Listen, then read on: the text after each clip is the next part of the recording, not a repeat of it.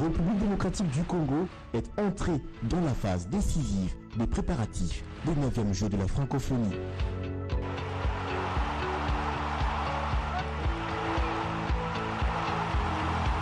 Du 19 au 28 août 2022, la jeunesse du monde francophone va s'y rassembler dans sa diversité à Kinshasa, ville hôte de cette 9e édition des Jeux de la francophonie.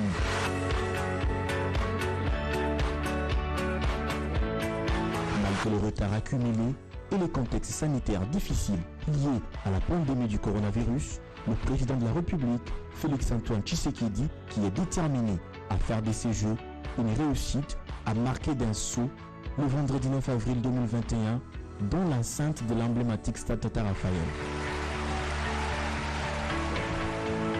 À travers cet acte symbolique de la pose de la première pierre, le président Tshisekedi lance ainsi les travaux de réhabilitation et aménagement des sites devant abriter les 9e Jeux de la francophonie, entre autres les stades des Martyrs et Tata Raphaël, l'échangeur délimité pour ne citer que cela.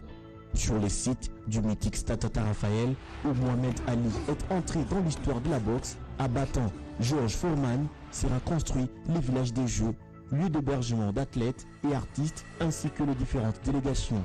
Il s'agit de 12 bâtiments de 7 étages avec plus de 2328 chambres au total qui seront construits afin de loger plus de 4000 personnes.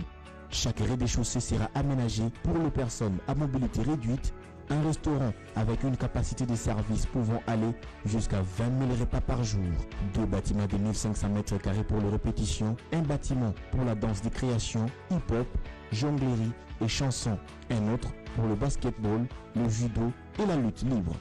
La livraison est prévue en avril 2022. Au stade des Martyrs, plusieurs espaces sous les gradins seront réaménagés au profit des Jeux de la francophonie. Seront aussi construits ici des logements de bénévoles, 4 espaces de stockage d'équipements sportifs et l'espace de restauration pour les visiteurs. C'est sur ces sites que se dérouleront les compétitions de la lutte africaine. L'échangeur délimité quant à lui va abriter les concours hip-hop, la danse, la jonglerie et le spectacle de la marionnette géante.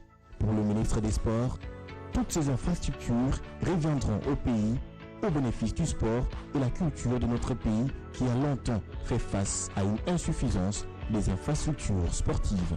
Il faut le souligner, les choses se sont accélérées à ce rythme depuis que le président de la République a nommé son haut représentant au Comité national d'organisation des Jeux de la francophonie, Didier Tshilombo. Déterminé à matérialiser cette vision du chef de l'État, il est au four et au moulin, totalement impliqué et déterminé pour s'assurer du respect des délais tels que fixés par les comités internationaux. Quelques jours seulement après sa nomination, il a accéléré les préparatifs avec la finalisation de tous les plans architecturaux des infrastructures à construire, le lancement des travaux préliminaires et d'assainissement des sites où seront construites les dites infrastructures.